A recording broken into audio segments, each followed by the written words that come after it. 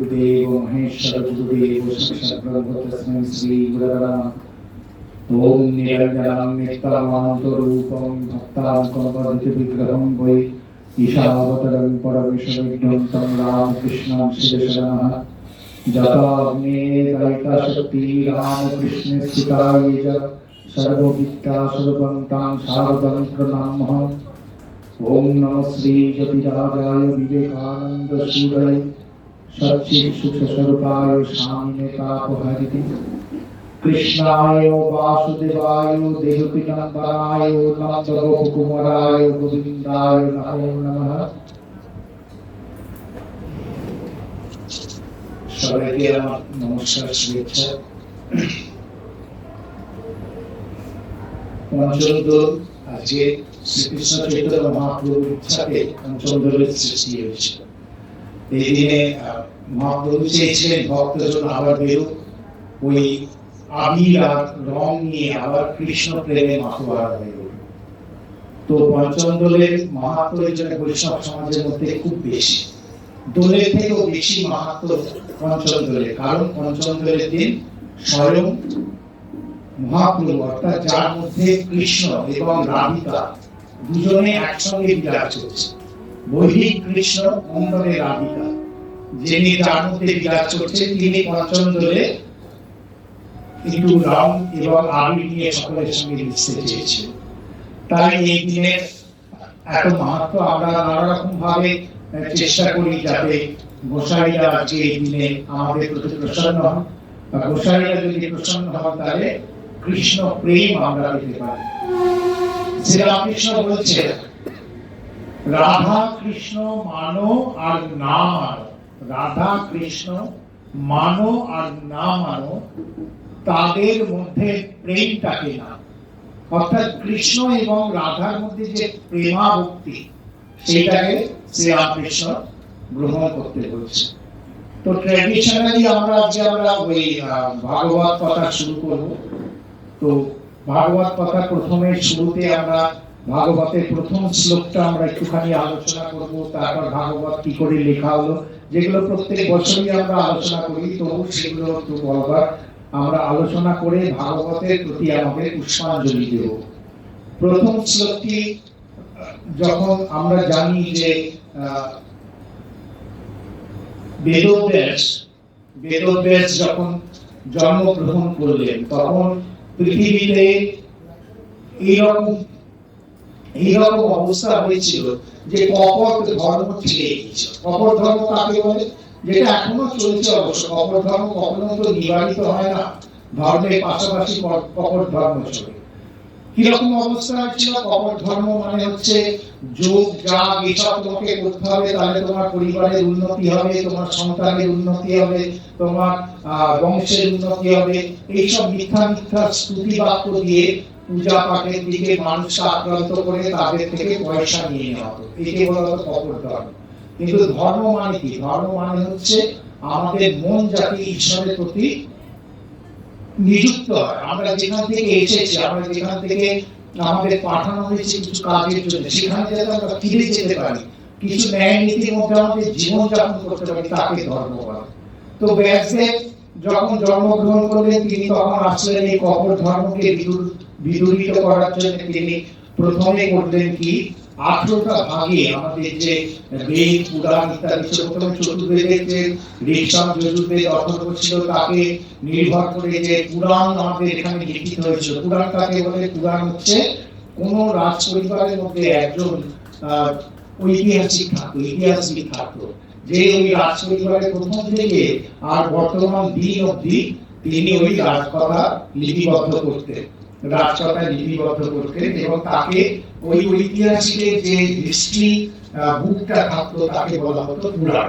পুরাণেতে মানে প্রথম থেকে রাজবংশের কি করে শুরু এবং এখন অবধি কিভাবে চলছে, তার ডাইনেস্টি কিভাবে যাচ্ছে, তাদের একে রাজত্ব করেছে কিভাবে চলে, এই সমস্ত নিয়েই হচ্ছে পুরাণের কথা। এই পুরাণগুলো প্রত্যেক রাজবংশ অনুযায়ী ও রাজ পরিবার অনুযায়ী রচনা হবে। সেই পুরাণগুলোকে ইনি দেখলেন যে সব মিশে গেছে, যেমন এই বংশের সঙ্গে ওই বংশ, এই রাজত্বের সঙ্গে এই রাজত্ব মিশে গেছে, তিনি করলেন কি, ব্যাসদেব প্রথমে এই পুরাণকে ভাগ করলেন, 18টা পুরাণে তিনি ভাগ করলেন, এবং তারপরে এই পুরাণগুলো থেকে সমস্ত কাহিনী নিয়ে ঈশ্বর অনুভূতির জন্য, ঈশ্বর ভক্তি পাওয়ার জন্য তিনি একটা মহাকাব্য রচনা করলেন, যেটার নাম হচ্ছে মহাভারত।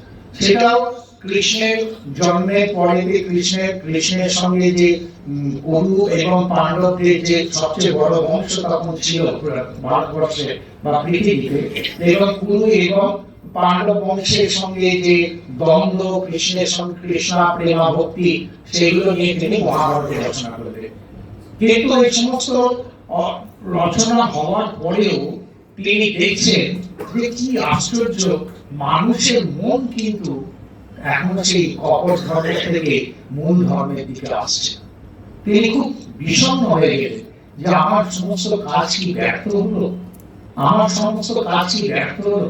সরস্বতী নদীর তীরে তিনি খুব বিষণ্ণ ভাবে বসে আছেন এবং বসে বসে এই কথাই চিন্তা করছে। সেই সময় ওইখান দিয়ে নারদ মুনি যাচ্ছেন। নারদ মুনি জানতেন যে ব্যাসদেব হচ্ছেন নারায়ণের অবতার, এবং তিনি এই বিশেষ কার্য সম্পাদন করার জন্য পৃথিবীতে এসেছেন, যে বেদ এবং পুরাণকে সঠিকভাবে সঠিক জায়গায় দেওয়ার জন্য। তো নারদ মুনি এসে দাঁড়ালেন, দাঁড়িয়ে ব্যাসদেবকে যখন কাছে দাঁড়িয়েছেন, ব্যাসদেব যথারীতি নারদ মুনিকে চিনতে পেরেছেন এবং তিনি তাকে প্রণিপাত করেছেন, প্রণাম করেছেন। করার পরে ব্যাসদেব কি জিজ্ঞাসা করেছেন নারদ মুনি যে আপনি এত বিষণ্ণ কেন? তো ব্যাসদেব বলছেন, আমরা যেমন বলি, কেন জানি না কিছু ভালো লাগছে না, কেন জানি না কিছু ভালো লাগছে না। নারদ বললেন, আমি কিন্তু জানি আপনার কেন ভালো লাগছে না। বলছে, আপনি জানেন, তাহলে বলুন কেন আমার ভালো লাগছে না। বললেন, আমি জানি তুমি চতুর্বেদ অষ্টাদশ পুরাণ নিয়ে এত কাজ করেছো, মহাভারত রচনা করেছো, কিন্তু কোথাও তুমি গোবিন্দ কথা বলো। বিক্ষিপ্ত ভাবে গোবিন্দ কথা এসেছে, কিন্তু কোথাও তুমি প্রত্যক্ষভাবে গোবিন্দ কথা আলোচনা করনি, তাই তোমার মন আনন্দ পাচ্ছে। তোমার মনে যদি আনন্দ পেতে চাও, তাহলে গোবিন্দ কথা বলো, গোবিন্দ বলো, গোবিন্দের সঙ্গে চলো, তাহলে মন আনন্দ হবে। ব্যাসদেব বলেন, হ্যাঁ, এটা তো সাংঘাতিক কথা, আমি তো কোথাও প্রত্যক্ষভাবে গোবিন্দ কথা বলিনি। তখন তিনি ধ্যানে বসছেন।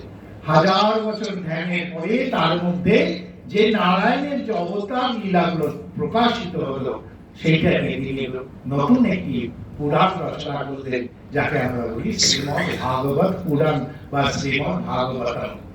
এইখানে শুধু ভগবান যে অবতার নিয়েছেন এবং তার যে লীলা, সেই লীলা কিভাবে তিনি প্রকাশ করেছেন, সেটাতেই তার মধ্যে বর্ণনা আছে। তার প্রথম শ্লোকটি তিনি রচনা করছেন, মঙ্গলাচরণ যাকে বলা যেতে পারে।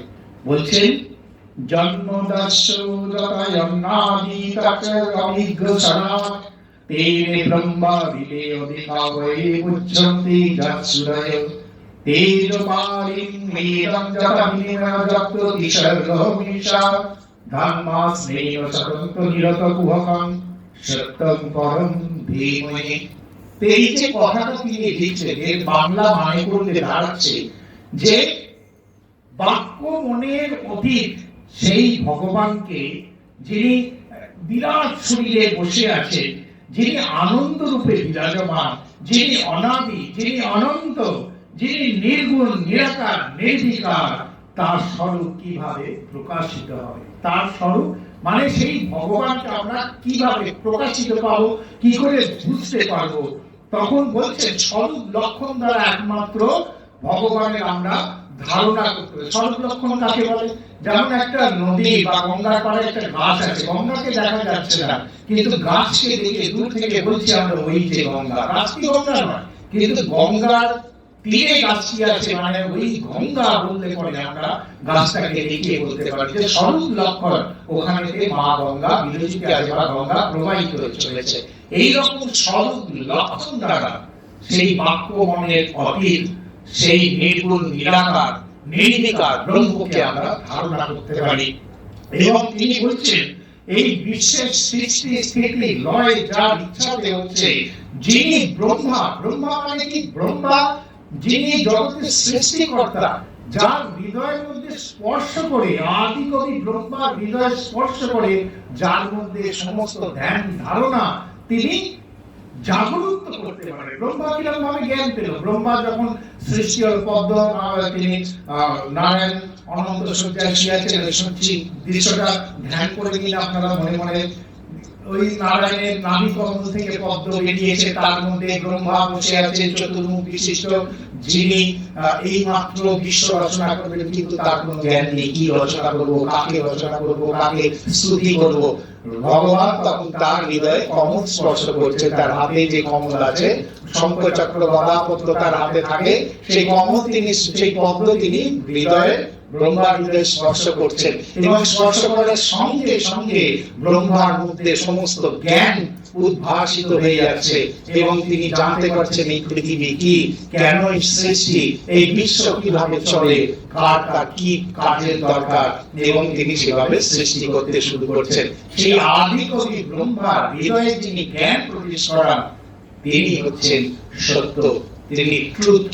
এবং তারপরে এই যে ঘটনাটা তিনি লিখছেন, এটাকে একটা লাইনের মধ্যে তিনি লিখছেন, সত্যম পরম ধীমহি। আমরা গায়ত্রী মন্ত্রে আমরা দেখি কি, ভূর্ভুবস্সুঃ তৎসবিতুর্বরেণ্যং ভর্গো দেবস্য ধীমহি ধিয়া ইয়ো ন প্রচোদয়াৎ। ধীমহি কাকে ধ্যান করব? ভর্গো দেবস্যকে ধ্যান করব। যে ভর্গো দেব, যিনি পৃথিবীর সমস্ত কারণের মূল, তাকে আমরা ধ্যান করব। এখানে বলছে কিন্তু আমরা কাকে ধ্যান করব? সত্যম পরম ধীমহি। আর একটি আশ্চর্য ব্যাপার, এই যে গীতা ভাগবতের যে প্রথম শ্লোকে শুরু হয়েছে সত্যম পরম ধীমহি দিয়ে, আর যখন ভাগবত শেষ হচ্ছে, লাস্ট শ্লোক কি হচ্ছে? সত্যম পরম ধীমহি। মানে একমাত্র সত্যই আমাদের কাছে, আমরা এখানে বলেছি সত্যকে নিয়ে আলোচনা করেছি, সত্য স্বরূপকে আমরা এখানে জানবার চেষ্টা করছি। এই হচ্ছে ভাগবতের আসল কথা, সত্যম পরম ধীমহি। সত্যকে জানবো, সত্যকে মানবো, সত্যের অনুসরণ করব। শ্রীরামকৃষ্ণ বলছেন, কলির তপস্যা সততা, সততা ছাড়া কিছু নেই। কি সুন্দর যুক্তি দিচ্ছেন, বলছেন যখন বলছি টাকা মাটি, মাটি টাকা দুটোকে বিচার করে গঙ্গার জলে ফেলে দিচ্ছি, সমস্ত কিছু ছেড়ে দিলাম, কিন্তু বলতে পারলাম না। আমি বলছি এই নাও আমার জ্ঞান, ওই নাও আমার জ্ঞান, আমায় শুদ্ধাবতী দাও, এই নাও টাকা, এই নাও মাটি, আমায় শুদ্ধাবতী দাও, এই আমার যশ, এই আমার অপযশ, আমায় শুদ্ধাবতী দাও, কিন্তু আমি বলতে পারলাম না এই আমার সত্য না, ওই আমার মিথ্যা না, আমায় শুদ্ধাবতী দাও। সত্য দিলে কোথায় দাঁড়াই? সত্য ওপরই সত্য দাঁড়িয়ে আছে, বাকি তো সব আসবে যাবে।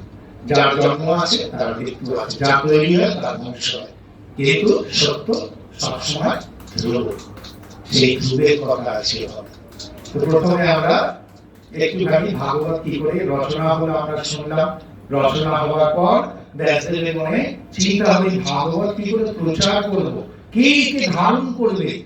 নারায়ণ যখন বিগলিত হলেন, তাকে তার চরণ থেকে গঙ্গা বেরোলো, ধারণ করার জন্য ব্রহ্মার কমণ্ডল ছিল, মা গঙ্গা সেখানে আশ্রয় নিয়েছিলেন ভগীরথ তপস্যা করে নামাবে।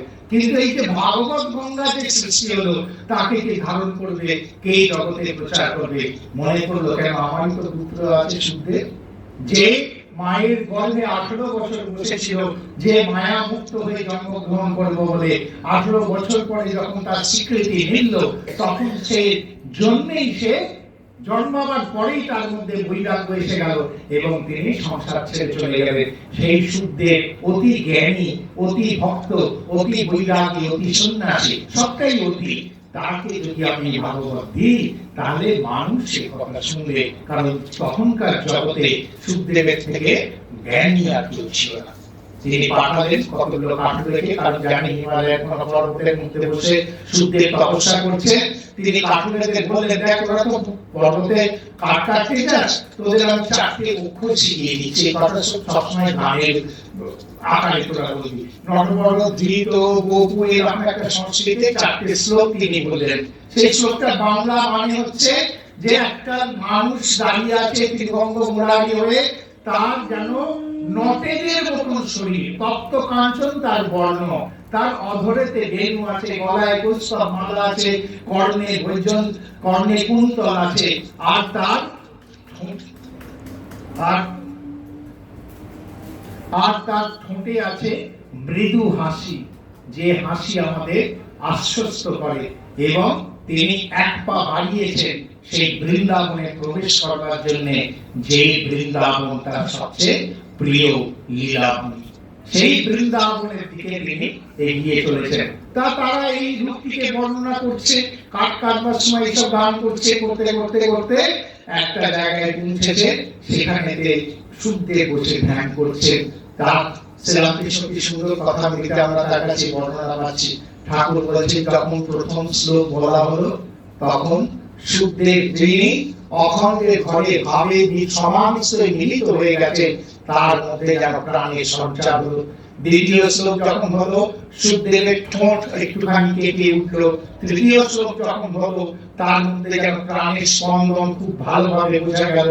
চতুর্থ শ্লোক যখন হলো, তার চোখ খুলে গেল এবং তিনি প্রথম কথা বলছেন, তোরা এই কথা কোথায় শিখলি? তারা বলছে, জানবি, এক বুড়ো সাধু আমাদের শিখিয়েছে, তার কাছে তোকে আমরা নিয়ে যাব। সুখদেবকে তারা নিয়ে আসলো। ব্যাসদেবের কাছে আসে পৌঁছতে সুখদেব বললেন, বাবা তুমি এর রচয়িতা? বললেন, হ্যাঁ, তোমার সঙ্গে আমার একটা দরকার আছে। আমি এই ভাগবত রচনা করেছি, এই ভাগবত আমার দ্বারা ভগবান রচিত করেছেন। তো তুমি যদি এই ভাগবত অধ্যয়ন করে সারা বিশ্বের মধ্যে তুমি যদি ছড়িয়ে দাও, তাহলে জগতে খুব উপকার হয়, কপট ধর্ম থেকে শুদ্ধ ধর্মের দিকে আসতে পারে। সুখদেব চলেছে রাস্তা দিয়ে, এদিকে একটা ছোট্ট ঘটনা ঘটেছে। ছোট্ট ঘটনা কেন, যুগান্তকারী ঘটনাই বলা যেতে পারে। ঘটনাটি খুব তুচ্ছ। পরীক্ষিত রাজা শিকার করতে গেছেন। পরীক্ষিত রাজা হচ্ছে সেই বংশের লোক যার যেখান থেকে পাণ্ডবরা যে বংশেতে জন্মগ্রহণ করেছে, সেই বংশের লোক। আর পরীক্ষিতকে আমি একটা বলি যে পরীক্ষিত হচ্ছে কৃষ্ণের সহোদর ভাই। কৃষ্ণের সহোদর ভাই কেন?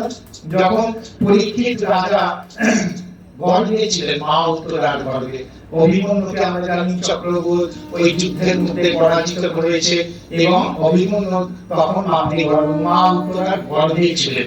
এবং সেই সময় অশ্বত্থামা যখন সেই পাণ্ডবদের 5টা মাথা কেটে নিয়ে গেলেন, আর দুর্যোধন বললেন, এটা কখনো পাণ্ডবদের মাথা হতে পারে না, ভীমের মাথা এত নরম হয় না, তুমি ভুল করেছো। জানা গেল যে পাণ্ডবদের 5 শিশুকে অশ্বত্থামা হত্যা করেছে।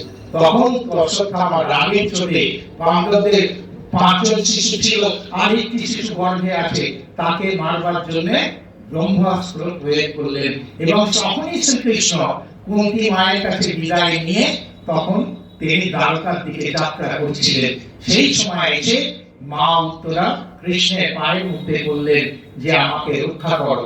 তিনি কিন্তু তার শ্বশুরদের কাছে যাননি। যুধিষ্ঠির, অর্জুন, ভীম ইত্যাদি এত বড় বড় সব যোদ্ধা ছিল, তাদের কাছে কিন্তু মা উত্তরা যাননি। মা উত্তরা গেছেন কৃষ্ণের কাছে, কারণ জানেন জগতে ত্রাণকর্তা একজন, রাখে হরি মারে কে। কৃষ্ণ কি করলেন? তিনি জানতে পারলেন যে অশ্বত্থামা ব্রহ্মাস্ত্র ত্যাগ করেছেন, তিনি মায়ের উত্তরার গর্ভে প্রবেশ করলেন। একই গর্ভের মধ্যে দুজনে ছিলেন। সেই জন্য আমি পরীক্ষিত রাজকে বলি সহোদর ভাই কৃষ্ণের, কারণ মায়ের উদরের মধ্যে প্রবেশ করেছেন। আর পরীক্ষিতের কি হলো? জন্মের আগে যে জ্যোতি তিনি দেখতে পেলেন, সেই জ্যোতি তিনি জন্মের পরে যার জ্ঞান হলো, প্রত্যেকের মুখের দিকে তাকিয়ে দেখতেন আর পরীক্ষা করে গ্রহণ করতেন, এই কি সেই যে আমার মায়ের গর্ভে ছিল, এই কি সেই যে আমার মায়ের গর্ভে ছিল। তাই তার নাম হলো পরীক্ষিত, বা পরীক্ষা করে যিনি গ্রহণ করেন। সেই পরীক্ষিত রাজা যিনি কৃষ্ণের সাহচর্যে জন্মগ্রহণ করেছেন, পাণ্ডবদের বংশের উপযুক্ত উত্তরাধিকারী ছিলেন, তিনি একদিন শিকারে গিয়ে জল তেষ্টা পেয়েছে, জল পাচ্ছেন না কোথাও, একটা দেখলেন মুনির আশ্রম আছে, সেখানে ঢুকলেন। ঢুকে দেখলেন মুনি ধ্যানস্থ, তার কাছে জল চাইলেন। মুনি ধ্যানের মধ্যে উত্তর দিতে পারলেন না। দেখলেন পাশে একটা মরা ছাপ পড়ে রয়েছে, সেটাকে তুলে মুনির গলায় জড়িয়ে দিলেন, দিয়ে তিনি চলে গেলেন। তিনি তার যে জল তেষ্টা পেয়েছিল সেটাও ভুলে গেলেন। কি আশ্চর্য ঈশ্বরের খেলা! আর মুনিপুত্র শৃঙ্গি যখন এসে ঢুকলেন আশ্রমের মধ্যে, দেখলেন বাবা ধ্যানস্থ, তার গলায় সাপ আছে। তিনি বললেন যে আমার বাবার গলায় মরা সাপ লাগিয়েছে, তার 7 দিনের মধ্যে তক্ষকের আঘাতে মৃত্যু হয়। ব্রহ্মসাপে জগৎ কেঁপে উঠলো, যখন উঠতো কাঁপতো, ব্রহ্মসাপ কাজ করতো, কারণ ব্রাহ্মণরা অনক ছিল, ব্রাহ্মণরা মিথ্যা বলতো না, নিষ্পাপ ছিল, তাদের মুখ দিয়ে বেদ বাক্য উচ্চারিত হতো। সেই জন্য ব্রহ্মসাপে জগৎ কেঁপে উঠলো। আর মুনির ধ্যান ভাঙলো। উনি বললেন, শ্রী কি করলে তুমি এটা? তুমি তো অন্যায় করেছো, যাও রাজা। তখন শ্রীও জ্ঞান ফিরেছে, আমি তো ব্রাহ্মণ সবটা বলি করে নেই, কারণ আমার মধ্যে ক্রোধ এসেছে। ব্রাহ্মণের একটাই গুণ, সন্তুষ্টি। যখন ব্রাহ্মণ ক্রোধ ধারণ করে, তখন ব্রাহ্মণত্ব ধর্ম তার মধ্যে থাকে না। ক্রোধ যদি আসে, সেই ব্রাহ্মণ নয়।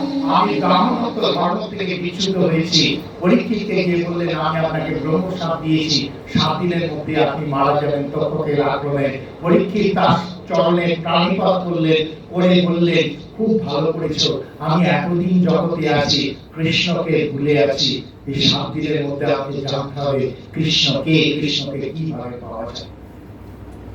হরিদ্বারে ওই যেখানে আমরা দেখেছি তো ব্রহ্মকুণ্ড, সেইখানে গিয়ে পরীক্ষিত আসীন হলেন গঙ্গা তীরে, যেখানে সমস্ত সাধু মুনিদেরকে আসতে বললেন, নিমন্ত্রণ জানালেন। তাদের সবাইকে জিজ্ঞাসা করলেন যে কিভাবে 7 দিনের মধ্যে আমি ঈশ্বর লাভ করতে পারি। সবাই এক বাক্যে বললেন, 7 দিনে সম্ভবই নয়, অন্তত 12 বছর লাগে। নানা রকম তপস্যা এবং অষ্টাঙ্গ যোগের মধ্যে দিয়ে যাওয়ার পরে 12 বছর পরে ঈশ্বরকে উপলব্ধি করা যায়। আমার কাছে তো 7 দিন মাত্র সময়। এইসব আলোচনা যখন চলছে, তখন সেখান দিয়ে সুখদেব মহারাজ যাচ্ছেন, ভাগবত কথা বলতে বলতে তার ঊর্ধ্ব দৃষ্টি, নগ্ন শরীর, গায়ে ধুলি ধূসরিত, চুল জটা হয়ে গেছে, কিন্তু অদ্ভুত সুন্দর দেখতে। বাচ্চারা তাকে ঢিল মারছে পাগল ধরে, তিনি কিন্তু কোন দিকে দৃকপাত করছেন না, ভাগবত পাঠ করতে করতে চলেছেন। পরীক্ষিত রাজা দেখেই চিনতে পেরেছিলেন একজন মহাঋষি হবেন। তার কাছে গিয়ে সাষ্টাঙ্গে প্রণাম করেছেন, বলেছেন, মহারাজ, এমন কোন কিছু উপায় আছে আপনার কাছে যাতে আমি 7 দিনের মধ্যে ভগবানকে জানতে পারি, ঈশ্বর লাভ করতে পারি? বললেন, আমি তো সেই জন্যই এসেছি, ঈশ্বর আমাকে সেই জন্যই পাঠিয়েছে। আমি 7 দিনের মধ্যে তোমাকে উপলব্ধি করাবো কৃষ্ণকে। 7 দিনের মধ্যে তুমি জানতে পারবে তুমি কোথা থেকে এসেছো। 7 দিনের মধ্যে তোমার ঈশ্বর লাভ হবে। শুরু হলো সেই গঙ্গা তীরে বসে ভাগবত কথা। যে ভাগবত কথা শুনেছিলেন একজন মৃত্যু পথযাত্রী, যার মৃত্যু হবেই সে জানে। আর সঙ্গে ছিলেন 60,000 ঋষিমুনি, সঙ্গে ছিলেন 60,000 ঋষিমুনি, যারা পরমহংস, যাদের না ছিল কোনো কামনা, না ছিল কোনো বাসনা। কিন্তু তারা জানতেন এই পরীক্ষিত যখন জন্মগ্রহণ করেছে, তখন যখন শ্রীকৃষ্ণকে দেখেছে, এই নিশ্চয়ই যখন শরীরে যাবে, তখন শ্রীকৃষ্ণকে আবার দেখতে পাবে। আমরা যদি এর সঙ্গে মৃত্যু অবধি থাকতে পারি, তাহলে আমাদের কৃষ্ণ দর্শন হবে। এই লোভেতে 60,000 পরমহংস বসেছিলেন এবং কৃষ্ণ কথা শুনেছিলেন, ভাগবত কথা শুনেছিলেন। সেই ভাগবত পাঠ হচ্ছে, হতে হতে সুখদেব মহারাজ 4র্থ খণ্ডে প্রবেশ করেছে। কপিল দেবাবতী সংবাদ হয়ে গেল। তারপরে ভগবান সুখদেব গোস্বামী বলছেন যে একটা মনু জীবন ছিলেন স্বয়ংভূ মনু। এই মনুরা চেঞ্জ হয় প্রত্যেক জন্মেতে। তো মনু তখন স্বয়ংভূ মনু ছিলেন, তার এক পুত্র ছিল, তার নাম ছিল উত্থানপাদ। উত্থানপাদের 2টি বউ ছিল। খুব মন দিয়ে শুনবেন, উত্থানপাদের 2টি বউ ছিল। একজন হচ্ছে সুনীতি, আর একজনের নাম হচ্ছে সুরুচি। এত সুন্দর ভাগবতের লেখা সাইন্টিফিক্যালি আমরা চিন্তা করতে পারি না। উত্থানপাদ, তার 2 বউ সুনীতি, সুরুচি। উত্থানপাদ কাকে বলে? আমরা যখন মাতৃ গর্ভে থাকি, আমাদের মাথা নিচে থাকে, পা দুটি উপরে থাকে। আমরা সবসময় জন্মের আগে উত্থানপাদ। আর আমাদের প্রত্যেকের 2টি বউ আছে, একটা হচ্ছে সুনীতি, একটা হচ্ছে সুরুচি। একজন খুব শাস্ত্রে ভালোবাসে, প্রিয় প্রিয় কথা বলে, আমার মনকে বিচ্ছুত করে। আর একজন নীতিবান, যে বলে এটা করিসনি এইটা করিসনি তাকে বলি সুনীতি। এই সুনীতি আর সুরুচি এই দুটোকে নিয়ে আমাদের এই মানব দেহ ভাগবতের এই অদ্ভুত সায়েন্টিফিক ব্যাখ্যা যেখানে বলছেন সুনীতি এবং সুরুচি দুজন বউ ওই রাজা উত্থানবাদের, এবং এই উত্থানবাদ সবসময় সুরুচির কথা শুনে চলতো। যেমন আমরা চলি, আমার দুতলা বাড়ি চাই, কালকে চারতলা বাড়ি চাই, কালকে পরশু অ্যালকোহলের বিল্ডিং চাই, তারপরে দিন 4 চাকা গাড়ি চাই। এতে হচ্ছে না, একটা 7 সিটার চাই, না না এটা তো হবে না, আমার মার্সিডিজ চাই। চাহিদার শেষ নেই। সুরুচি আমাকে সবসময় ওই রুচির দিকে ঠেলে দিচ্ছে যেটা আমার কাছে প্রিয় হতে পারে। আজকে আমি গালে একরকম ফেসিয়াল করছি, কালকে এই গালে একরকম ফেসিয়াল করছি। আজকে আমি নানা রকম মাখছি, এই কালারের জামা পরছি, ওই কালারের ড্রেস পরছি। সুরুচির মধ্যে ঢুকে গেছে। সুনীতি কিন্তু আমাকে যখন বলছে যে এটা করা উচিত নয়, এখান থেকে তোমাকে বিরত হওয়া দরকার, আমি সুনীতিকে ত্যাগ করছি। উত্থানবাদ রাজা তাই করেছিলেন, সুনীতিকে সুরানি আর গুরানির মতো বাইরে বার করে দিলেন। আর সুরুচির কথা স্ত্রৈণ লোক ছিলেন। এখন তো জগতে সবাই আমরা স্ত্রৈণ। স্ত্রৈণ মানে শুধু ছেলেরা স্ত্রৈণ নয়, স্ত্রৈণ মানে আমরা সবাই আমাদের সুরুচির কাছে মাথা নত করে ফেলেছি। শরীরটা ছেলে হোক, শরীরটা মেয়ে হোক, চাহিদার কাছে আমরা ঢুকে গেছি। সেই জন্য আমরা প্রত্যেকে স্ত্রৈণ। স্ত্রৈণ উত্থানবাদ বলছে যে সুনীতি তুমি বাইরে থাকো, সুরুচি সঙ্গে থাকো। দুজনের দুটো পুত্র ছিল। সুরুচির পুত্রের নাম ছিল ধ্রুব, আর সুরুচির পুত্রের নাম ছিল উত্তম, সুনীতির পুত্রের নাম ছিল ধ্রুব। এই ধ্রুব এবং উত্তম দুজনেই বাবার সঙ্গে খেলতে পছন্দ করত। একদিন উত্তম বাবার কোলে বসে আছে রাজ সিংহাসনের মধ্যে, দুজনেরই 5-6 বছর বয়স।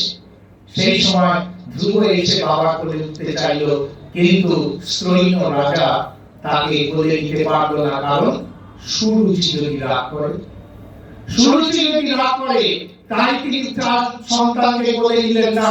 সুরুচিও বলল, শোনো বেটা, তুমি যদি তোমার বাবার কোলে উঠতে চাও তাহলে আমার গর্ভে তোমাকে জন্মাতে হবে, আর আমার গর্ভে তুমি যদি জন্মাতে চাও তাহলে তোমাকে নারায়ণের তপস্যা করতে হবে। নারায়ণ যদি বলে, পারমিশন দেয়, তাহলে তুমি আমার গর্ভে জন্মাবে, আর আমার গর্ভে যদি জন্মাও তাহলে তুমি বাবার কোলে বা সিংহাসনে বসতে পারবে। এখন এখান থেকে ভালো। ধ্রুব রেগে গেল, ক্ষত্রিয় তেজ প্রথমে রেগে গেল, কিছু করার নেই, রাগটাকে বহিষ্কার করতে পারলো না, কান্না হয়ে তার চোখের মধ্যে দিয়ে জল বেরিয়ে আসলো। দৌড়ে চলে গেল মায়ের কাছে। মা সবই শুনেছিলেন। মা বললেন, খুব ভালোই হয়েছে, তোমাকে তোমার বড় মা যা বলেছে, তোমার বিমাতা যা বলেছে, তার বাইরে কোনো কথা হয় না। তুমি যদি কিছু পেতে চাও তাহলে তোমাকে ঈশ্বরের তপস্যা, নারায়ণের ধ্যান করতেই হবে। দেখুন, সুনীতি বলতেই পারতো সুরুচির কথা প্রতিবাদ করে, কি এত বড় সাহস, আমরা যখন করি স্কুলেতে বাচ্চা কালে আর একটা বাচ্চা দাঁত দিয়েছে, তার মা বললো, কি হয়েছে, এত সাহস, আমার বাচ্চা কালে পেরিয়ে দাঁত দিয়েছে। গিয়ে স্কুলে ঝগড়া করতে আরম্ভ করলো, প্রিন্সিপালকে কমপ্লেইন করে দিল। বর্তমানে আইন বেরিয়ে গেল যে কোনো বাচ্চাকে শাসন করা যাবে না, তাকে স্কোল্ড করে, জোরে বকাও যাবে না। এখন সব নিয়ম হয়ে গেছে, যার জন্য পড়াশোনা হয়ে চলে গেছে।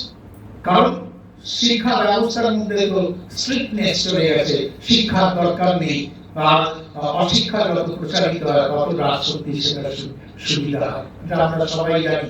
এখানেও তাই অবস্থা হলো। সুরুচি আর সুনীতি দুজনের মধ্যে সুনীতি আগেই বহিষ্কৃত হয়ে গেছে। এবার সুরুচির কথা কিন্তু সুনীতি সমর্থন করলেন, বললেন, তোমাকে তোমার বিমাতা যে কথা বলেছে সেটা কিন্তু একমাত্র কথা, নারায়ণের তপস্যা না করলে এই জগতে কিচ্ছু পাওয়া যায় না। সত্যম পরম ধীমহি, তুমি আগে সত্যের সাধনা করো। ধ্রুব বলল, এগুলো ঠিক আছে, মায়ের যখন ইচ্ছা তখন আমি তপস্যা। কোথায় যাও? মা বললেন যে তুমি নারায়ণকে স্মরণ করে এই জঙ্গলের মধ্যে যাও, কারণ জঙ্গলের মধ্যে ধ্যান এবং তপস্যা ভালো হয়। মা একবার ভাবলেন না কিন্তু আমার ছেলেটিকে বন্য জন্তু খেয়ে নিতে পারে, আমার ছেলেটিকে কে রক্ষা করবে, কি খাবে, কি রান্না করে দেবো, কালকে চাউমিন কে এনে দেবে, একবার ভাবলো না। আমাদের মায়েরা কিন্তু সন্তানদের একটু কিছু হলে পরে আগে ঝাঁপিয়ে পড়ি, কি হয়েছে সোনা, তোমার কি ব্যথা হয়েছে, আর এটা যতদিন হবে ততদিন মানুষ মানুষ হবে না। ছোট্ট গল্প বলবার চেষ্টা করছি, এর মধ্যে হয়তো প্রাসঙ্গিক লাগবে, অনেকের পেরেন্টিং এর সুবিধে হয় সেই জন্য বলা, এটা লিপিবদ্ধ থেকে গেল। খুব সুন্দর একটা গল্প আছে। একটা স্কুল ছিল, স্কুলের মধ্যে বায়োলজি প্র্যাকটিক্যাল ক্লাস হতো। সেই প্র্যাকটিক্যাল ক্লাসের মধ্যে একদিন দেখানো হচ্ছে কি করে শুঁয়োপোকার থেকে প্রজাপতি হয়। একটা শুঁয়োপোকা যখন গুটি বেঁধেছে তখন তাকে ক্লাসের মধ্যে একটা জালের মধ্যে রাখা হয়েছে, এবং ঠিক দিনের দিন প্রফেসর সবাইকে, শিক্ষক মশাই সবাইকে ডেকেছে, ডেকে বলছে যে আজকে গুটি কেটে প্রজাপতি বেরোবে, তোমরা সবাই দেখে অবজার্ভ করো। সবাই মিলে টেবিলের পাশে জড়ো হয়েছে, তার মধ্যে সেই গুটি পোকার মধ্যে সেই শুঁয়োপোকাটা আছে, জানি না ভেতরে কি অবস্থায় আছে। ঠিক সময় চলে যাচ্ছে, সবাই বাচ্চারা অধীর আগ্রহে অপেক্ষা করে আছে, একদম খুব কনসেন্ট্রেশন নিয়ে দেখছে। ঠিক সেই সময় অফিস রুম থেকে একটা ফোন আসলো, এবং লোক এসে বললো, মাস্টার মশাই আমার একটা ফোন আছে, ফোনটাকে অ্যাটেন্ড করতে হবে।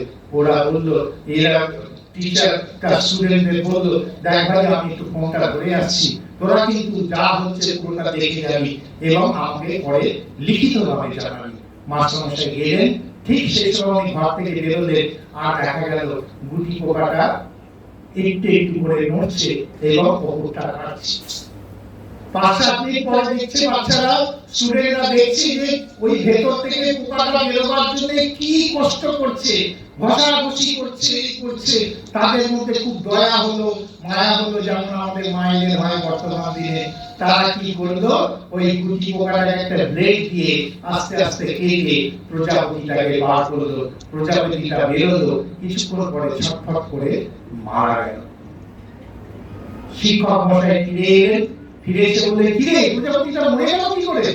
বললো, জানি না মাস্টার মশাই, ওর খুব কষ্ট হচ্ছিল, দেখলাম আমরা কষ্ট করে বেরোতে পারছি না, গুটি পোকাটা কেটে দিলাম, দেওয়ার পর ও বেরিয়ে এসে মারা গেল। টিচার বললে, এটা কি সর্বনাশ করলি? ও যতক্ষণ ধরে 5-7 মিনিট ধরে সংঘর্ষ করে বেরোতো, এই জগতের সঙ্গে সে পরিচিত হতো, এই আবহাওয়ার সঙ্গে তার শরীরটা তার সঙ্গে অ্যাসিমিলেট করতো এবং সে বাঁচার শক্তি পেত, বাঁচার তাকত পেত, ভেতর থেকে অর্জন করতো। সেটাকে তোরা শেষ করে দিলি, যেমন আমাদের মায়েরা করে। এত আঁচলের তলায় মায়েরা ছেলেদের রাখে যে তাদের মধ্যে শক্তি হয় না, আর আস্তে আস্তে দূরদৃষ্টি চলে যায়, নিকট দৃষ্টি হয়ে গেছে। সবসময় এর বাইরে যেতে পারে না চোখ, সবসময় 2 হাতের মধ্যে একটা মোবাইল, তার মধ্যে এই জগৎ। এর উপরে কি আছে তোমরা নিজেও জানো না। খিড়কি থেকে সিংহদুয়ার, এই তোমাদের পৃথিবী, এর বাইরে জগৎ আছে তোমরাও জানো না, এই অবস্থা। যাই হোক, ধ্রুবের কথা আবার ফিরে আসি। মায়ের কথা শুনে ধ্রুব জঙ্গলে চলল। ঠিক সেই সময় নারদ মুনি দেখলেন, আরে এটা একটা দারুণ ব্যাপার হচ্ছে, একটা বাচ্চা ছেলে জঙ্গলে যাচ্ছে। নারদ মুনি তো ভ্রমণ করতেন, এবং যেখানে কৃষ্ণ ভক্ত আছে, নারায়ণ ভক্ত আছে, সেখানে নারদ মুনি ঠিক পৌঁছে যেতেন। ঈশ্বরের কৃপা আছে তার উপর। নারদ মুনি বলে, না এটা দারুণ ব্যাপার, নারায়ণের সাধনার জন্য একটা অতি বাচ্চা ছেলে যাচ্ছে, তাকে তো নিশ্চয়ই গাইডেন্স দিতে হবে। জঙ্গলের মধ্যে নারদ মুনি এসে ধ্রুবর সামনে উপস্থিত হলো। কি সুন্দর কথাবার্তা, সবটা সংস্কৃতে লিপিবদ্ধ আছে, বাংলা করেই বলবার চেষ্টা করছি। আমিও সংস্কৃত ভালো জানি না, আপনাদের তো আমার অতি অবস্থা আমি জানি, সুতরাং বাংলা করেই গল্পটা বলছি। নারদ মুনি বলছেন, হে ধ্রুব, তুমি কোথায় যাচ্ছ? ধ্রুব বলছে, আমার বাবা সিংহাসনে বসার জন্য আমি তপস্যা করতে যাচ্ছি, যদি নারায়ণ কৃপা করে তাহলে আমি সিংহাসনে বসতে পারবো, আমার মা বলেছে। ঠিক আছে, আচ্ছা তুমি তপস্যা করতে যাচ্ছ, তপস্যা খুব কষ্টকর, জানো তো সেটা?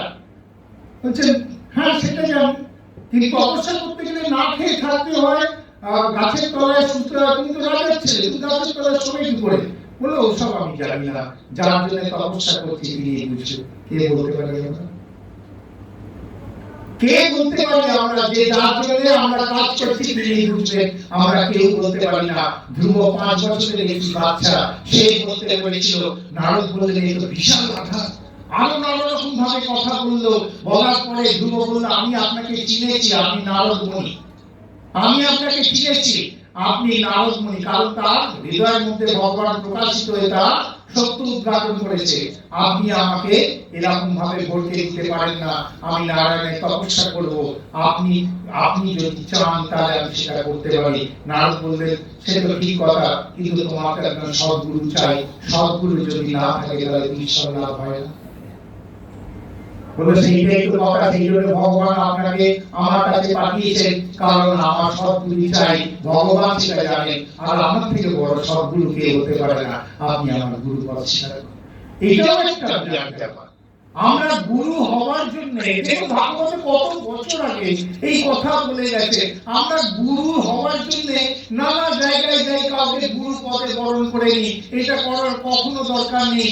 শুধু ভগবানের কাছে আন্তরিক যদি প্রার্থনা করি আমার সদ্গুরু চাই, গুরু নিজে এসে হাজির হন যদি ঈশ্বরের মধ্যে শ্রদ্ধা ভক্তি শুদ্ধা হয়ে থাকে।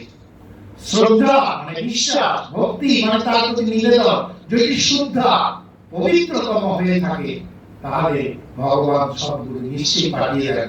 আর আমি যদি বিচার করি, আচ্ছা ওই সাধু 1 লাখ শিষ্য আছে, ওই সাধুর 50 লাখ শিষ্য আছে, ওই সাধুর কাছে দীক্ষা নিলে আমার তাদের না ঘটা নিয়ে চলা ইচ্ছা। সদ্গুরু 50 লাখ শিষ্যের মধ্যে বোঝা যায়। ডেফিনেটলি সরকার তার কাছে 50 লাখ যারা শিষ্য যাচ্ছে সেটা ঈশ্বরের ইচ্ছা। তোমার কাছে তুমি কার কাছে পৌঁছবে সেটাও ঈশ্বরের ইচ্ছা। প্রার্থনা করা উচিত ঈশ্বরের কাছে। তিনি ঠিক যদি ওই গুরুকেই পাঠানোর দরকার হয় তিনি ঠিক যোগাযোগ করে দেবেন। আরেকটি ছোট্ট ঘটনা বলে ধ্রুবর নেক্সট কথায় আসছি। কথা অমৃতের গল্প। আমি যোগাযোগের কথাটা কেমন বলছি, খুব সুন্দর একটি ছোট্ট ঘটনা। শ্রীরামকৃষ্ণদেব বলছে একজনের ছেলের খুব অসুখ এবং সে প্রায় মারা যায়। ঈশ্বরের কাছে সে হত্যা দিয়ে পড়েছে। ভগবানকে বলছে হে মা তুমি আমাকে বলো এর কোনো যদি ওষুধই থাকে। হত্যা দিয়ে পড়ে আছে। 3 দিন পরে সে একটা স্বপ্নাদেশ পেল। বলল যদি অশ্বিনী নক্ষত্রে 7টি নক্ষত্র, অশ্বিনী নক্ষত্রে 7টি নক্ষত্রের মধ্যে তুমি যদি বাড়ি থেকে বেরো এবং সেই সময় যদি বৃষ্টি হয় আর সেই সময় যদি সাপের বিষ তুমি মরার খুলিতে ধরতে পারো, তাহলে সেই বিষ যদি 7টি নক্ষত্রে জলে পড়লে যে ওষুধ তৈরি হবে তাতে তোমার ছেলে বেঁচে যাবে। তো তিনি যখন স্বপ্নাদেশ পেয়েছেন তিনি জানেন যদি স্বপ্নে তিনি আদেশ করেছেন তিনি নিশ্চয়ই, তার বিশ্বাস ছিল, দৃঢ় বিশ্বাস ছিল যে নিশ্চয়ই তিনি যোগাযোগ করে দেবেন। 7টি নক্ষত্র থেকে বাড়ি থেকে বেরোলেন, জঙ্গলের কাছে গিয়ে যখন পৌঁছলেন তখন টিপটিপ করে বৃষ্টি শুরু হলো। বৃষ্টি শুরু হওয়ার পর জঙ্গলের পথে যখন আরেকটু যাচ্ছেন গিয়ে দেখছেন মরার খুলির মধ্যে বৃষ্টির জল জমা হচ্ছে। এ বলছেন হে ভগবান, হে মা কালী, তুমি এত কিছু যোগাযোগ করে দিয়েছো, আর একটুখানি করো। দেখতে সেই মরার খুলির পাশে একটা ব্যাঙ বসে আছে এবং সেই ব্যাঙটাকে মারবার জন্য একটা সাপ ধীরে ধীরে এগিয়ে আসছে। ঠিক এক সময় সাপটা তাকে ছোবল মারলো, ব্যাঙটা লাফালো, সাপটা ছোবলটা মিস করলো আর ওই মরার খুলির মধ্যে তার বিষটা গিয়ে পড়লো। তিনি সেই বিষটা দিলেন আর বিষের মিশ্রিত জলটা নিলেন আর ভাবলেন মা কালী তোমার কত করুণা, তুমি দয়া করে স্বপ্ন দিয়েছো, তুমি দয়া করে যোগাযোগ করে দিয়েছো, তোমার দয়া আমার সন্তান আজকে পেয়ে যাবে। শুধু এই বিশ্বাস সন্তান জীবিত হয়ে গেল। বিশ্বাস করতে হবে, শ্রদ্ধা, আদৌ শ্রদ্ধা। আমরা যখন শাস্ত্র আলোচনা করি যে এই শাস্ত্র লেখা হচ্ছে প্রথম কথা হচ্ছে আদৌ শ্রদ্ধা। প্রথমে বিশ্বাস, তারপর তর্ক যুক্তি। আগে বিশ্বাস করো, দেখো, বোঝো, তারপরে সব হবে। ধ্রুবের কথায় আসি আবার। ধ্রুব নারদকে গুরু পদে স্বীকার করলেন। নারদ মুনি বললেন তুমি জানো তো তপস্যা কেমন ভাবে করতে হয়? বললো আমি তো কিছুই জানি না। বললো একটা পবিত্র জায়গায় তোমাকে যেতে হবে। এখানে তোমার কাছে সবচেয়ে পবিত্র জায়গা হচ্ছে মধুবন, বর্তমান দিনে বৃন্দাবন। এইখানে দেখো মধুবন আছে, সেখানে যমুনা নদী প্রবাহিত হচ্ছে। এই যমুনা নদীতে তুমি রোজ স্নান করবে, আর এই যমুনা নদীর তীরে একটা সুন্দর গাছ দেখে তার তলায় বসবে, আর তোমার অন্তরের মধ্যে ভগবানকে ধ্যান করবে। আমি তোমাকে রূপের বর্ণনা বলে দিচ্ছি। নারদ মুনি কতগুলো শ্লোকে নারায়ণের রূপের বর্ণনা দিলেন। সেই রূপ কি রকম? যার হাতে চারটে হাত আছে, একটার মধ্যে শঙ্খ চক্র গদা এবং পদ্ম আছে একটি হাতে, যার শরীর নীল বর্ণ প্রায় আকাশী এবং মসি বর্ণের কাছাকাছি, এবং যার মাথায় মুকুট আছে, যার অধরে খুব হালকা একটা হাসি আছে, এবং যে তোমার দিকে করুণার চোখে তাকিয়ে আছে তোমাকে কৃপা করার জন্য। তোমার দিকে করুণাযুক্ত দৃষ্টিতে দেখছে তোমাকে কৃপা করার জন্য। সেই মূর্তি তুমি তোমার হৃদয়ের মধ্যে ধারণা করো, ধ্যান করো। আর এই হচ্ছে অষ্টাঙ্গ যোগ বলে তিনি শেখালেন। যম, নিয়ম, প্রাণায়াম, এই সমস্ত যে পতঞ্জলির যে অষ্টাঙ্গ যোগ আছে তিনি শেখালেন। এর মধ্যে তিনি ব্যাখ্যা করলেন যম মানে কি। যম মানে হচ্ছে নানা রকম নিয়ম, যার মধ্যে আমার মন যেন কুদিকে না যায়। জমের পরে আবার বললেন নিয়ম কি, যেগুলো কোনো ঈশ্বর সাধনার কাজের জন্য লাগে না, শরীরকে তৈরি করার জন্য লাগে। তারপর আসন, দীর্ঘক্ষণ যাতে একই আসনে বসতে পারো তার জন্য আসন প্র্যাকটিস করতে হবে। তারপর প্রাণায়াম, শরীর নিঃশ্বাস প্রশ্বাস যাতে তুমি কন্ট্রোল করতে পারো, দীর্ঘক্ষণ যাতে তুমি ধ্যান করতে পারো। এই প্রস্তুতির পরে তোমার প্রাণায়ামের পরে তুমি ধ্যান করতে পারবে। ধ্যানের মধ্যে এই রূপ তুমি যদি ধারণা করতে পারো, একদিন এই রূপের মধ্যে তুমি সমাধি প্রাপ্ত হবে। আর সমাধি যখন প্রাপ্ত হবে, দু রকমের সমাধি হয়। একটা হচ্ছে সবিকল্প সমাধি, আর একটা হচ্ছে নির্বিকল্প সমাধি। সবিকল্প সমাধির মধ্যে তোমার জ্ঞান থাকবে, আর নির্বিকল্প সমাধি যখন তুমি পাবে, তুমি নারায়ণেতে মিলিত হয়ে যাবে। নারায়ণ তোমার সামনে এসে দাঁড়াবে। ধ্রুব 6 মাস ধরে এই তপস্যা, এই নিধিধ্যাসন, এই প্র্যাকটিস করতে আরম্ভ করলেন। 6 মাসের মধ্যে তিনি এত কঠোর করেছিলেন। প্রথমে অল্প আহার, তারপর অনাহারে চলে গেলেন, এবং তিনি সারা দিন ওই নারায়ণের মূর্তি নিজের মধ্যে ধ্যান করতে আরম্ভ করলেন। এদিকে দেবতারা খুব চিন্তিত হয়ে গেল। দেবতা ইন্দ্র তো খুব সবসময় টেনশনে থাকে, এই আমার সিংহাসন ছিনিয়ে নিলে, আমাকে ওই ডিএমসিএম এর মতো নাকি, এই আমাকে সিংহাসন ছিনিয়ে দিল, তাকে কি করে বধ করা যায়, নানা রকম ধ্যান করতে আরম্ভ করলো। দেখলো কিছুতেই কিছু করা যাচ্ছে না, এত তেজ, এত তপস্যা যে কাছেই এসে পারছে না। অপশনদের পাঠিয়ে বলছে 5 বছরের বাচ্চাকে আসতে পাঠিয়ে অপশনরা বলছে তুমি কি পাগল হয়ে গেছো?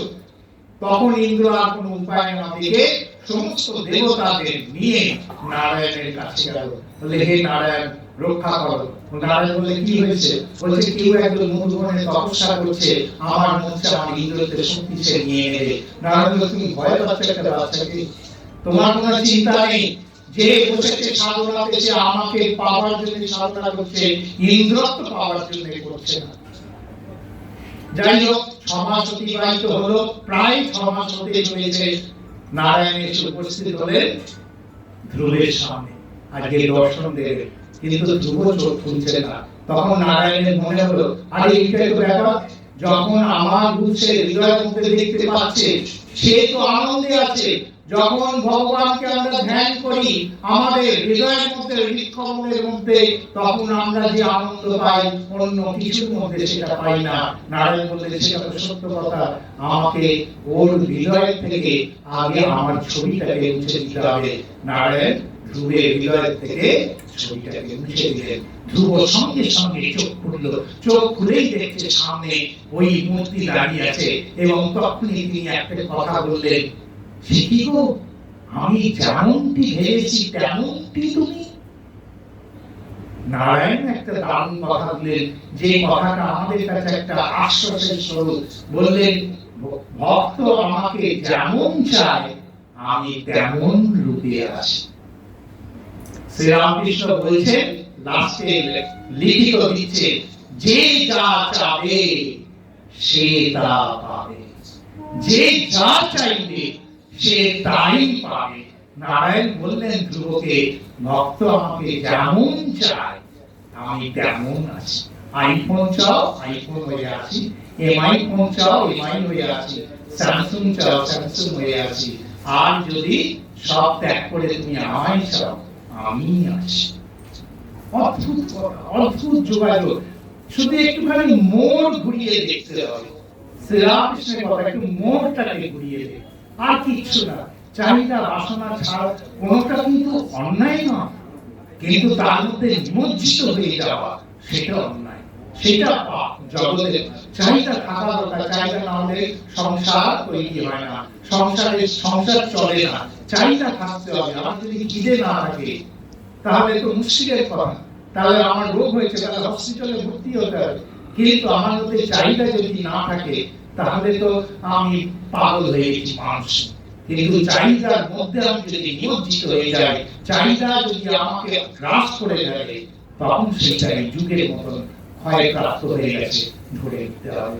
ধ্রুব তখন বলতেন নারায়ণকে, আমি তোমার একটা স্তুতি করতে চাই, কিন্তু আমি তো কিছু জানি না। আমি তোমার একটা স্তুতি করতে চাই, কিন্তু আমি তো কিছু জানি না। নারায়ণ কৃপাময় তার হাতের পদ্মটা নিয়ে ধ্রুবের গালে স্পর্শ করলেন। ধ্রুবের মধ্যে কবিত্ব শক্তি সঙ্গে সঙ্গে জেগে উঠল। তিনি বলছেন, দেখুন কি সুন্দর কথা।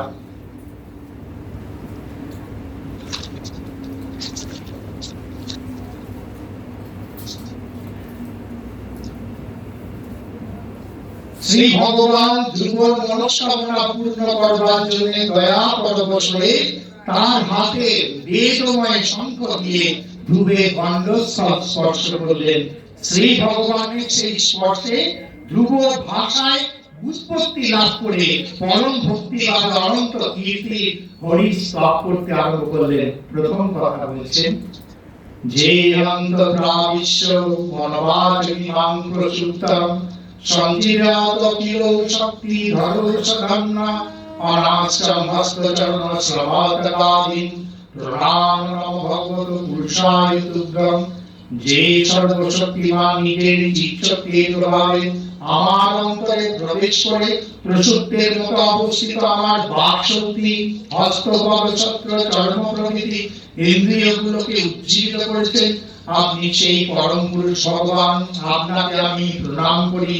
জন্ম মৃত্যুর শৃঙ্খল থেকে মুক্তির কারণ, ভক্ত বাঞ্ছা কল্পতরু সদৃশ আপনাকে যারা কামাদি ভোগের জন্য আরাধনা করে, তারা নিশ্চয়ই আপনার মায়ার দ্বারা প্রভাবিত হয়ে বুদ্ধিভ্রষ্ট হয়।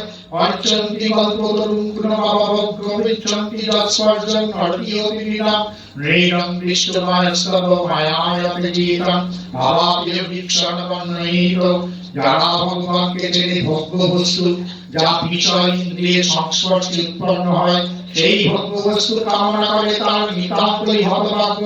ভগবানের মায়াতেই তাদের বুদ্ধি বিভ্রম ঘটে, কারণ ওইসব ভোগ্য বস্তু নিতান্তই তুচ্ছ।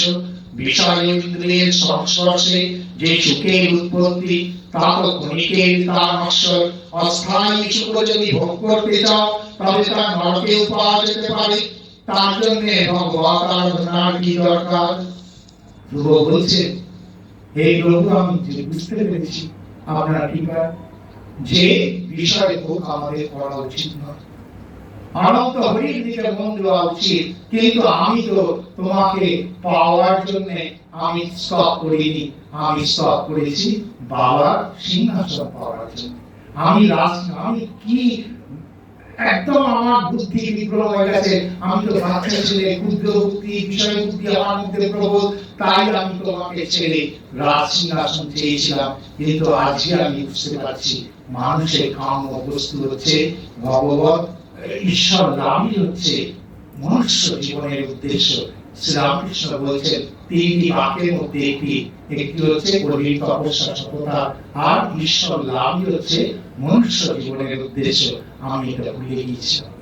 আমি তোমার কাছে প্রার্থনা করছি, হে ভগবান, তুমি আমাকে ওই রাজ সিংহাসন দিও না, তুমি তোমাকে আমাকে দাও।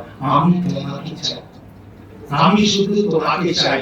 নারায়ণ বলছেন, তুমি যা কামনা করে যে তপস্যা করেছো তার ফল তো তোমাকে পেতেই হবে।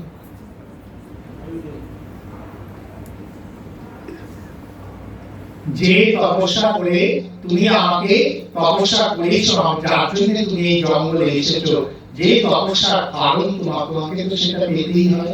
কিন্তু তোমাকে আমি কথা দিচ্ছি, তুমি যে কাজ করেছো, যে তপস্যা করেছো, তার একটা বড় পাওনা তোমার কাছে আছে। বললেন, হে ধ্রুব, তুমি ফিরে যাও না। তারপর তোমার বাবার শরীর গেলে তুমি ওই রাজত্বকে ধর্মীয় শাসন অনুযায়ী, ধর্ম আচরিত নানা রকম নিয়ম সৃষ্টি করে এই রাজত্ব তুমি ভোগ করো এবং যথাসময়ে তুমি বিবাহিত করে সন্তানাদি উৎপাদন করে উপযুক্ত সন্তানকে শিক্ষা ব্যবস্থায় রেখে এই রাজত্ব ভোগ করার পর তোমার জন্য আমি একটা লোকের চিন্তা করে রেখেছি। সেই লোকে তুমি অনন্তকাল থাকবে। তো নারায়ণের আশীর্বাদে ধ্রুব রাজা ৩৬,০০০ বছর এই উত্থানবাদের পর ৩৬,০০০ বছর এই পৃথিবীতে রাজত্ব করেছে। অস্বাভাবিক ব্যাপার, 36,000 years। যদিও সত্যযুগে, এটা সত্যযুগের কাহিনী, সত্যযুগের মানুষরা দীর্ঘজীবী হতো আমরা জানি, এবং এক একজনের প্রায় ১,৫০০-২,০০০ বছর অবধি বয়স হতো, সেটা আমাদের শাস্ত্রে লিখিত আছে, ভাগবতের মধ্যে লিখিত আছে। তো তিনি ৩৬,০০০ বছর মানে অমরত্ব প্রায় তিনি লাভ করেছেন। এবং তিনি ৩৬,০০০ বছর পরে একদিন যখন তার মনে ইচ্ছা হলো, যেমন দেবব্রতের মনে ইচ্ছা হয়েছিল, যার নাম হচ্ছে বিশ্ব, যে আমাকে এবার মরতে হবে। 18 দিন ধরে যিনি সরসজ্জায় শুয়ে আছেন, কৃষ্ণ যখন শিয়রে আসলেন, বললেন, আমার ভগবান দর্শন হয়েছে, এবার আমার শরীর যাবে। ইচ্ছা মৃত্যু যেমন ছিল, ধ্রুবেরও সেরকম ইচ্ছা মৃত্যু ছিল। যখন ইচ্ছা হলো এবার আমি নারায়ণের কাছে যাই, তখন বৈকুণ্ঠ থেকে রথ আসলো এবং তিনি সশরীরে ধ্রুব বৈকুণ্ঠ লোকে গেলেন এবং বৈকুণ্ঠ লোকেতে নারায়ণ তার জন্য একটি লোক তৈরি করেছিলেন, যার নাম হচ্ছে ধ্রুবলোক। এবং সেই ধ্রুবলোকের মধ্যে ধ্রুব, যে ধ্রুব সত্য, তিনি এখনো বিরাজিত আছেন।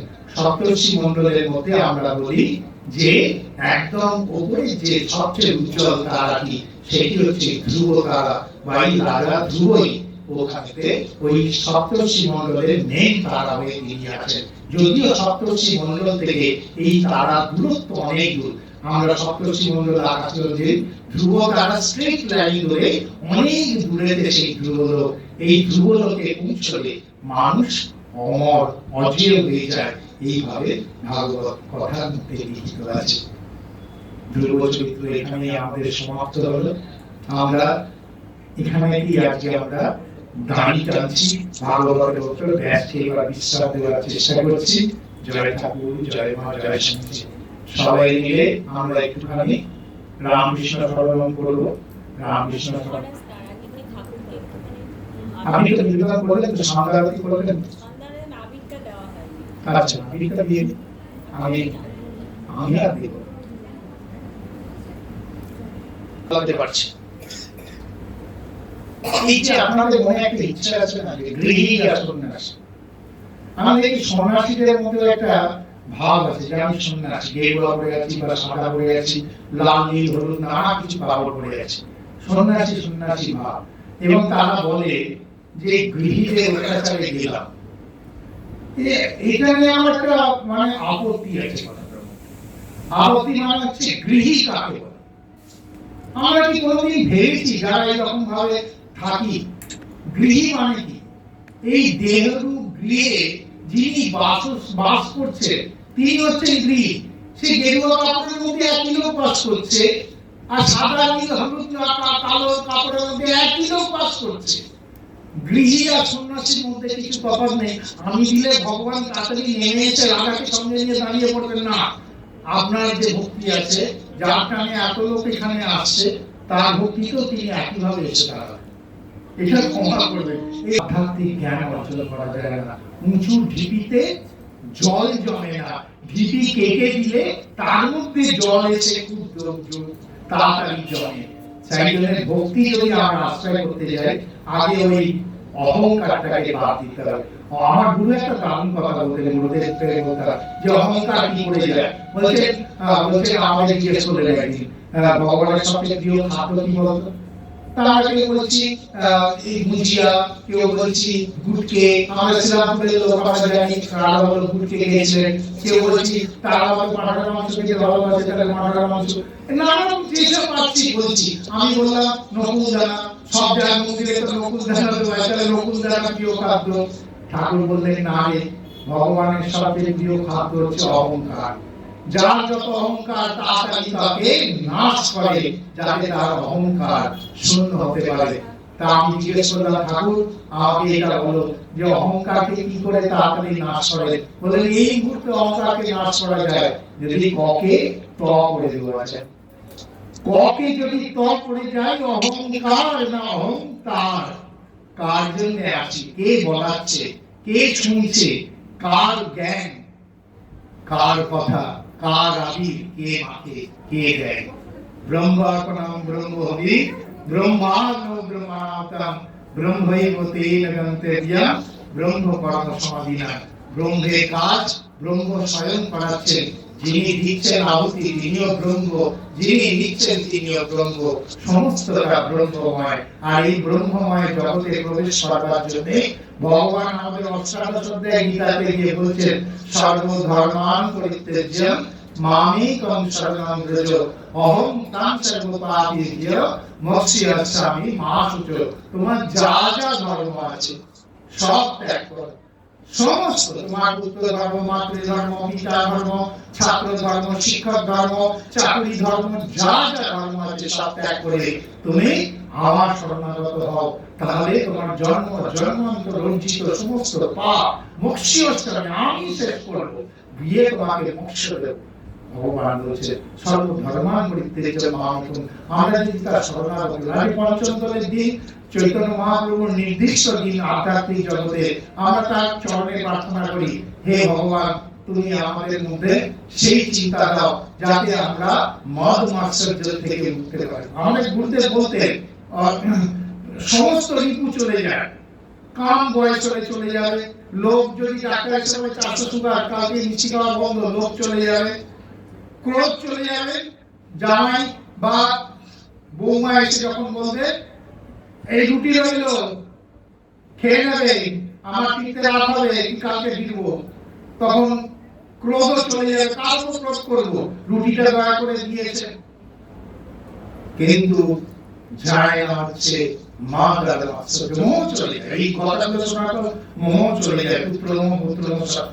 মা দোকানে জানিস স্বামীকে, একজন রিক্সাওয়ালা বলছে জানিস স্বামীকে, বলছে হ্যাঁ তুই মনমোহন সিং এর ছেলে আর ও মধ্যে নরেন্দ্র মোদীর ছেলে, আর কি বলা যাবে জানিস স্বামীকে। আমরা সিরিয়াসলি থিংকিং, মানে এই জায়গাটা চিন্তা করা হচ্ছে আমরা কি জানি আমরা কে। শ্রীরামকৃষ্ণ বলছেন কে তুমি দেখো দেখিনি, পেঁয়াজের খোসার মতো যদি ছাড়াও, ছাড়াতে ছাড়াতে সব হওয়া হয়ে যায়, কে কে খুঁজে পাওয়া যায় না। জানিস স্বামীকে, যদি আমি নিজেই জানি না আমি কে, আমি কি করে লোককে বলি জানিস স্বামীকে, আমি নিজেই জানি না আমি কি, আমি লোককে বলি জানিস স্বামীকে। এই মত, এই অহংকার আর মাৎসর্য বুদ্ধি, হিংসা, জিগিৎসা। আমার সঙ্গে একটা, আমি গল্পটা সব জায়গায় বলি, আমার সঙ্গে একটা বাদামদার খুব বন্ধুত্ব ছিল, ট্রেনে বাদাম বেচতো, আমার সঙ্গে রোজ গঙ্গা স্নান করতো, মারা গেছে করোনাতে, ও রোজ বাদাম বেচতো, আর রোজ সকালে আমাকে জানিস পলাশ ওদের বাড়ি পাঁচিটা পড়ে গেছে, দারুণ মজা করে বলছে পাঁচিটা পড়ে গেছে, তোর আনন্দ হচ্ছে কেন, পাবে পয়সা। দেখুন যে বাবাগুলা নিজের একটা ভাড়া বাড়ি ছেড়ে নিজের বাড়ি করতে পারিনি, আর একজনের বাড়ি নিজের বাড়ি পাঁচি পড়ে গেছে বলছে জানিস পাপের পয়সা, আমি তুই সারা জানলি কি করে, বলছে না না পড়ে গেছে মানে পাপের পয়সা। এই যে মনের মধ্যে যে মাৎসর্য বুদ্ধি, এইটা আমাদের কখনো যায় না। মদ আর মাৎসর্য, আমি নিজে কিছু করতে না পারি, অপরে যা করছে তাকে অন্যায় ভাবে করছে বলে আমি প্রমাণ করার চেষ্টা করি। এইটাই মা বলছেন বোধহয় শেষ কথা, যদি শান্তি পেতে চাও মা তবে পরের দোষ দেখো না, দোষ দেখো নিজে। যদি দোষ নিজেকে দেখতে পারি তাহলে বোধহয় শান্তিটা খুব তাড়াতাড়ি পেতে পারি। শান্তি বাজারে কিনতে পাওয়া যায় না। এত বড় বড় মল হচ্ছে, ইন্টারন্যাশনাল মল, কোথা দিয়ে বলুন না, $5 $5 আমাকে একটা শান্তি দিন, তো কেউ দিতে পারবে না। শান্তি পেতে গেলে নিজেকে শান্ত হতে হবে, শান্তি পেতে গেলে নিজে অন্তরাত্মাকে জাগরুক করতে হবে, শান্তি পেতে গেলে ঈশ্বরীয় পথে চলতে হবে। সেটাই আমরা করতে পারি আজকের দিনের প্রার্থনা। ওম সাধুবাইচ ধর্মস্য সর্বধর্মস্য বিনে অবতার বরিষ্ঠায় রামকৃষ্ণায় তে নমো নমঃ। ওম নমঃ শ্রী ভগবতে রামকৃষ্ণায় নমো নমঃ। ওম নমঃ শ্রী ভগবতে রামকৃষ্ণায় নমো নমঃ। ওম নমঃ শ্রী ভগবতে রামকৃষ্ণায় নমঃ। ओम श्री राम कृष्णाय समर्पयामि। हरि ओम तत्सत्। जय जय राम कृष्ण शरणं राम कृष्ण शरणं राम कृष्ण शरणं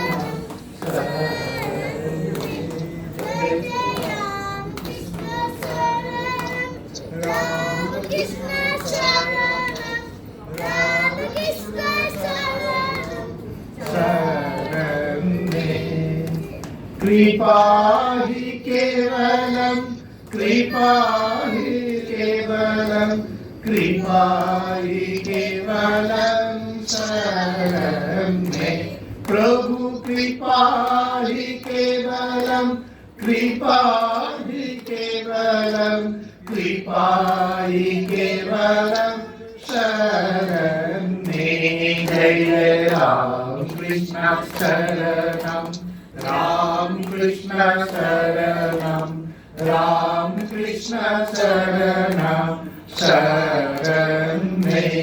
जय जय राम कृष्ण शरणं राम कृष्ण शरणं राम कृष्ण शरणं शरण में।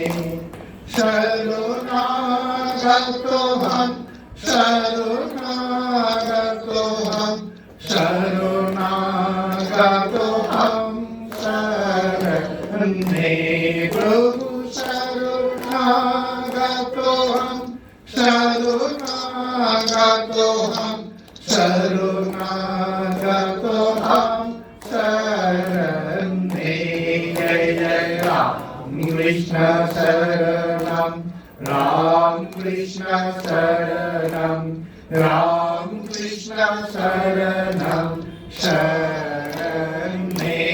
जय जय राम कृष्ण शरणं राम कृष्ण शरणं राम कृष्ण शरणं शरण में। नमो श्री गुरवे, नमो श्री गुरवे, नमो श्री गुरवे, नमो नमो। ओम नमो श्री गुरवे, नमो श्री गुरवे, नमो श्री गुरवे, नमो नमो। जय जय राम कृष्ण शरणं राम कृष्ण शरणं राम कृष्ण शरणं शरण में। जय जय राम कृष्ण शरणं राम कृष्ण शरणं राम कृष्ण शरणं शरण में। राम कृष्ण जय जय राम कृष्ण, राम कृष्ण जय जय राम कृष्ण, राम कृष्ण जय जय राम कृष्ण, राम कृष्ण जय जय राम कृष्ण, राम कृष्ण जय जय राम कृष्ण, राम कृष्ण जय जय राम कृष्ण, राम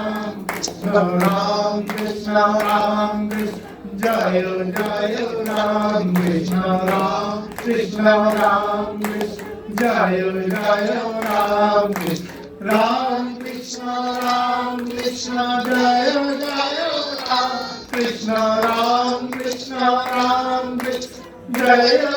राम कृष्ण, राम कृष्ण जय जय राम कृष्ण, राम कृष्ण जय जय राम कृष्ण, राम कृष्ण जय जय राम कृष्ण, राम कृष्ण शरणं राम कृष्ण शरणं राम कृष्ण शरणं शरणे जय जय राम शरणं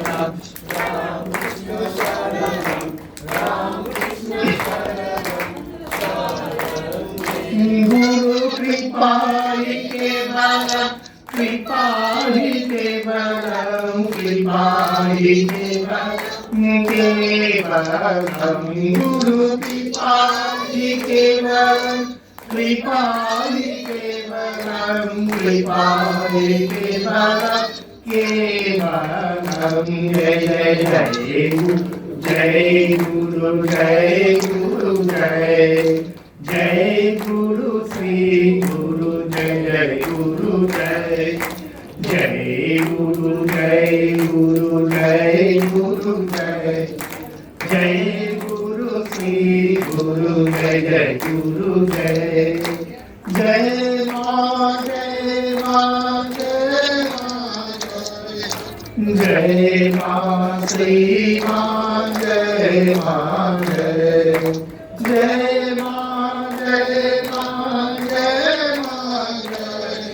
जय मां श्री मां जय मां हरे कृष्णा कृष्णा कृष्णा हरे हरे राम राम राम हरे हरे कृष्णा कृष्णा कृष्णा हरे राम राम राम हरे हरे कृष्णा कृष्णा कृष्णा हरे हरे राम राम राम हरे हरे कृष्णा कृष्णा कृष्णा हरे हरे राम राम राम हरे हरे कृष्णा कृष्णा कृष्णा हरे हरे राम राम हरे हरे कृष्णा कृष्णा कृष्णा हरे हरे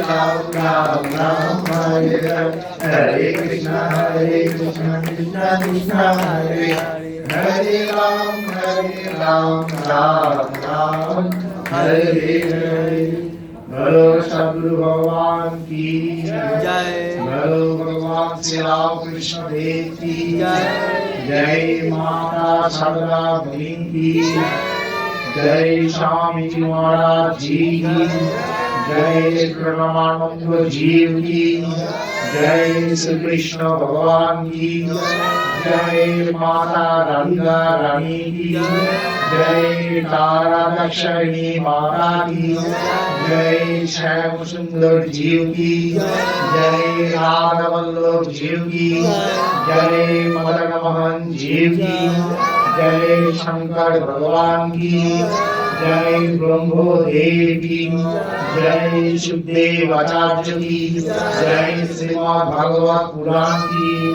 जय वेद व्यास नारायण की जय आपन गुरु महाराज की जय आपन माता पिता की जय श्रीपाद खड़गा धाम की जय कीर्तन आनंद की जय भक्त वृंद की सबाई मिलेगा हरि बोल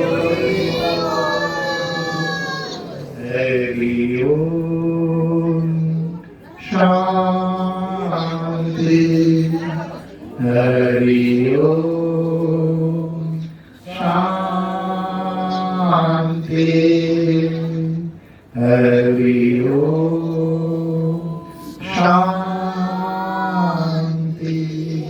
गुरु कृपा ही केवलम गुरु कृपा ही केवलम गुरु कृपा ही केवलम जय गुरु जय राधा रानी की जय चरणे समर्पयामि हरियं तत्सत्